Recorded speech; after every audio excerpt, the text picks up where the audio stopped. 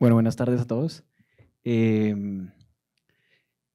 Vamos a empezar con el caso clínico que tenemos para hoy, una actividad un poquito diferente y un poquito más interactiva en conjunto con el doctor Figueroa, director del programa.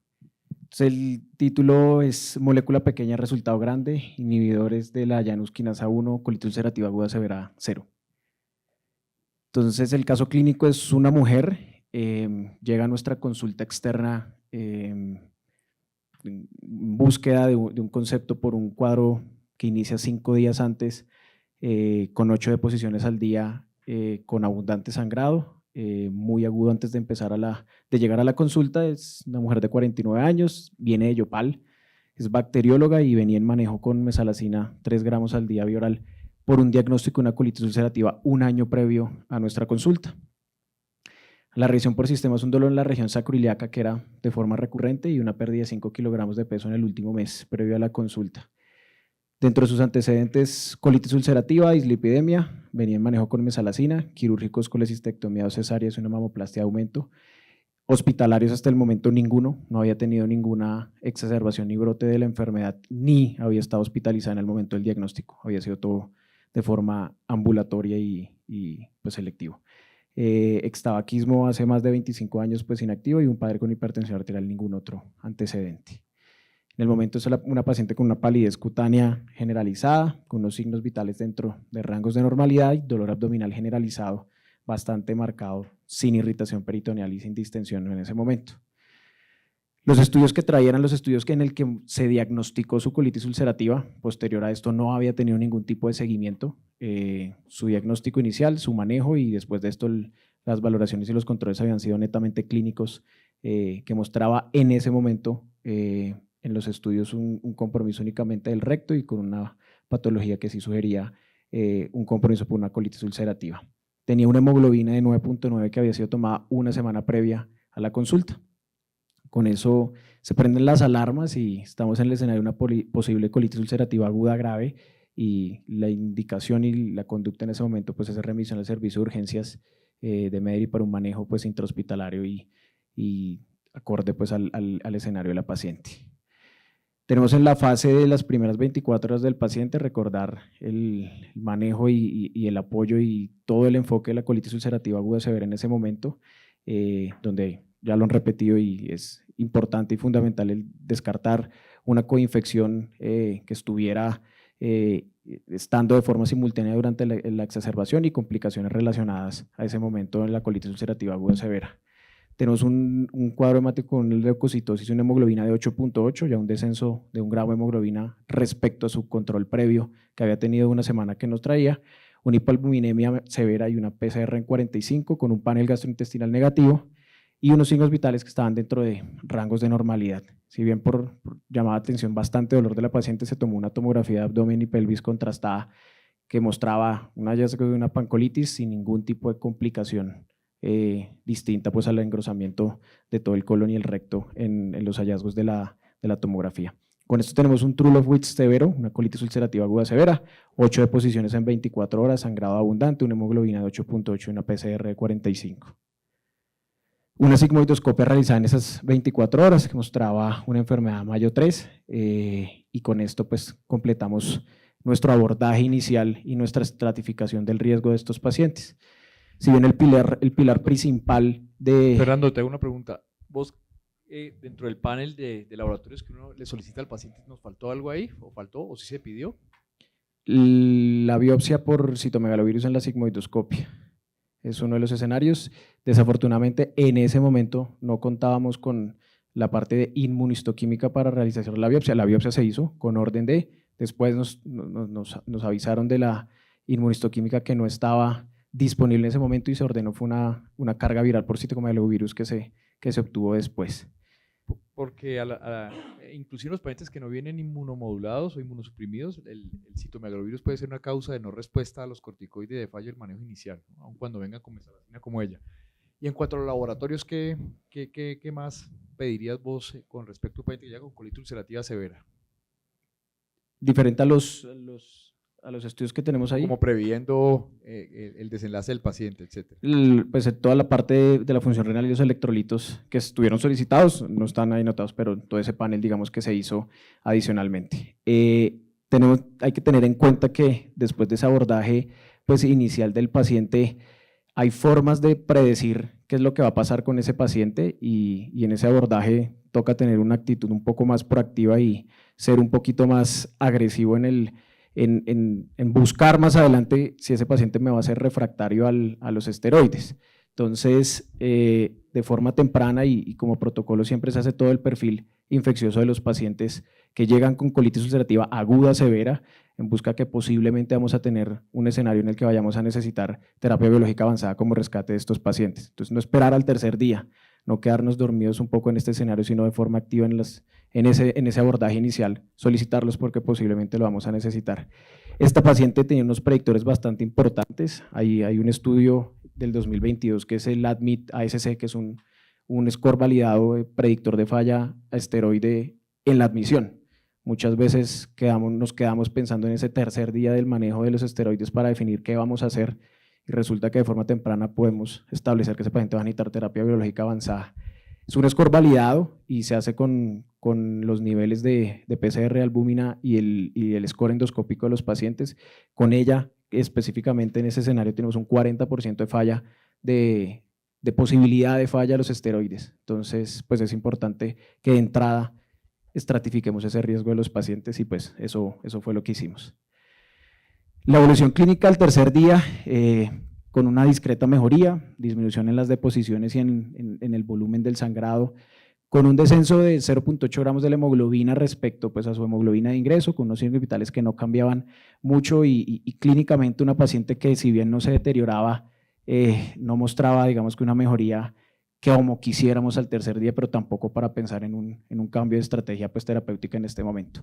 Por criterios de Oxford, una PCR positiva que nos predice un poco y nos va guiando a que esa paciente pronto va a necesitar un manejo quirúrgico y va a terminar en una colectomía. Se continúa con la terapia con esteroides y al sexto día la paciente con un deterioro clínico dado por anemización. Si bien la paciente era enfática en decir que mejoraba su parte clínica, que el dolor era mejor y que las deposiciones, si bien venían menos, en este momento pues aumentan y están con abundante sangrado. Iniciamos la primera unidad de glóbulos rojos y el primer requerimiento transfusional durante la hospitalización. Una radiografía de abdomen que muestra un patrón clásico de los pacientes con colitis ulcerativa, esa pérdida de austras, pero tampoco nos confirma ni nos lleva a un escenario, un megacolon tóxico que nos obligue a un manejo quirúrgico un poco emergente en este escenario. Se considera una terapia de rescate con anti-TNF en el escenario de una colitis ulcerativa aguda grave y la dosis que se inició fue infliximab de 5 miligramos kilogramo. ¿Y qué opinas de esa dosis? Porque si bien es cierto, la paciente la encontrábamos caminando, etcétera, ella era enfática en decir, fueron 8, fueron con sangre, dolor abdominal leve, sabe que me siento mejor, pero se decidió el biológico, ¿sí? Ya tenías unos paraclínicos de ingreso que te podrían sugerir algo adicional con respecto a esa dosis. ¿Qué opinas? Es posible que hubiéramos optado por una dosis mayor en ese momento, si bien hay unos indicadores de la hipoalbuminemia severa, de un alto gasto fecal y de ese escenario de predictores de pronto una respuesta adecuada al manejo con anti-TNF, de igual manera pues es un manejo soportado y el predict nos habla que de pronto en estos escenarios no hay una diferencia al séptimo día en esos escenarios y que sí, es claro que hay algunos escenarios clínicos donde hay predictores de falla a los esteroides y la dosis pues podría ser 10 miligramos kilogramo de peso en ese momento. Si pudieras ir atrás, ¿le hubieras dejado los 10? Probablemente sí. Vamos hacia el día séptimo posterior del infliximab. Durante esa semana hay una mejoría parcial durante los primeros 3 o 4 días, disminución en las deposiciones, con una hemoglobina que se logró estabilizar con una unidad de glóbulos rojos sin indicación pues, de nueva transfusión de una paciente que clínicamente no mostraba un deterioro franco, no era una paciente que la encontráramos taquicárdica, distendida, con mucho dolor, una paciente que todo el tiempo estuvo con tolerancia a la vía oral y que no hubo nunca una manifestación diferente pues, al sangrado. Nuevamente anemización con requerimiento de una segunda unidad de glóbulos rojos, con unas deposiciones que se mantenían un poco mejor pues, a la parte inicial, pero era enfática en decir que había sangrado. No había distensión, un dolor negativo y en ese momento pues ya tenemos descartada la coinfección de citomegalovirus, que ya es importante, es una paciente que ya había recibido terapia pues anti-TNF en ese momento. ¿Cirugía, sí o no? No. ¿No? Entonces, esa parte clínica, digamos que nos llevó un poquito a tener una estrategia de terapia acelerada de dosis de anti-TNF, que en algunos escenarios y en un porcentaje importante de pacientes, hasta un 69% de pacientes, podemos rescatarlos de la colectomía con estos escenarios de terapias aceleradas a dosis más altas de terapia pues anti-TNF, pero pues definitivamente es una alarma y es una alerta importante en estos pacientes. Y pues esta fue la dosis y seguimos en el manejo con esta paciente. Posterior a esto hubo una mejoría 2 días, 3, 4 días después de la dosis del infliximab. Sin embargo, el día 15 posterior a la primera dosis del infliximab, una dosis después de la terapia acelerada, hemoglobina 6,7, requerimiento transfusional, tuvimos una complicación de una tromboflebitis séptica con una celulitis asociada a un acceso venoso. Eso se dio, digamos que manejo antibiótico en esa parte y localmente y sistémicamente hubo buena mejoría, pero ya nos encontramos en una paciente que tiene una hospitalización prolongada con unos criterios de falla terapéutica de entrada bastante importantes, desacondicionada, con pérdida de peso, y que si bien sus deposiciones habían sido bastante intermitentes, a día de hoy, pues nos decía que era enfática en decir que todavía había sangrado. Su principal molestia y su principal queja era sangrado, no un deterioro clínico ni una molestia que nos hiciera pensar pues en algo adicional. ¿Cirugía? No. Entonces estábamos así y se planteó enfáticamente al paciente y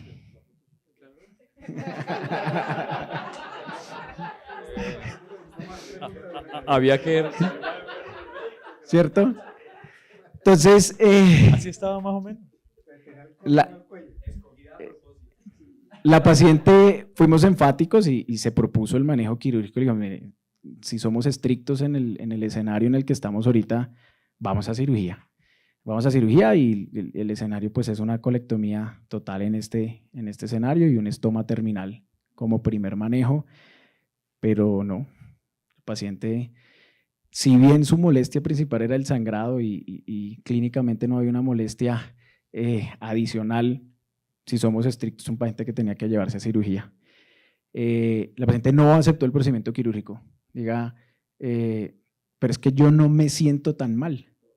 Entonces, pues nos fuimos con molécula pequeña, inhibidores de la Janus quinasa.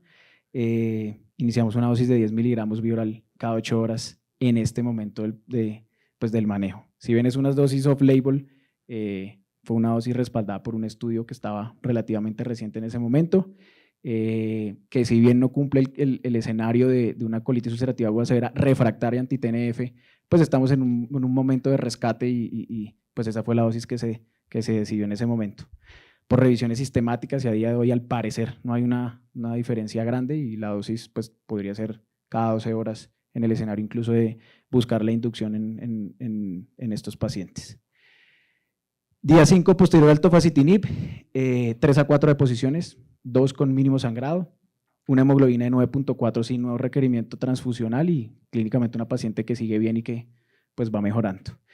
En ese momento se desescalonó la dosis a 10 miligramos cada 12 horas y la vigilancia continuó hasta el día 10 posterior al tofacitinib con una hemoglobina que continúa en ascenso y clínicamente 3 deposiciones en el momento del egreso sin sangrado y sin deposiciones líquidas, eran deposiciones ya blandas. El paciente se dio un egreso clínico, un seguimiento relativamente constante telefónico, una paciente que es de Yopal y afortunadamente teníamos la posibilidad de estar en contacto con ella, dada su origen pues, geográfico. Hubo una colonoscopia donde la enfermedad pues, era completa con un Montreal E3 y en una sigmoidoscopia pues, de seguimiento la parte de los cambios inflamatorios venían mucho mejor y encontramos pues sí los pseudopólipos, pero el componente inflamatorio evidenciado al principio pues sí venía en mejoría con una paciente que clínicamente mejoró. 6 meses posterior a tofacitinib, con una dosis desescalonada 5 miligramos cada 12 horas en este momento, con 2 deposiciones al día sin sangrado, con una hemoglobina que se encuentra cercana pues, a rangos normales y una paciente que ha recuperado, si bien no su estado basal previo a la enfermedad, sí tenemos pues, una recuperación progresiva de su estado nutricional y una colectomía menos. Mensajes para casa. La colitis ulcerativa aguda severa sigue siendo un reto diagnóstico y terapéutico. La adecuada estratificación pues, del riesgo inicial nos predice desenlaces y nos apoya desde qué momento tenemos que estar pensando en más allá y no esperar a que lleguen los días para tomar decisiones. La morbilidad y las tasas de colectomía siguen siendo altas, aún con terapia biológica avanzada y nuevas terapias, pues seguimos enfrentándonos a ese escenario y pues en un grupo de coloproctología seguimos viendo y somos conscientes de la morbilidad que representa una colectomía en estos pacientes.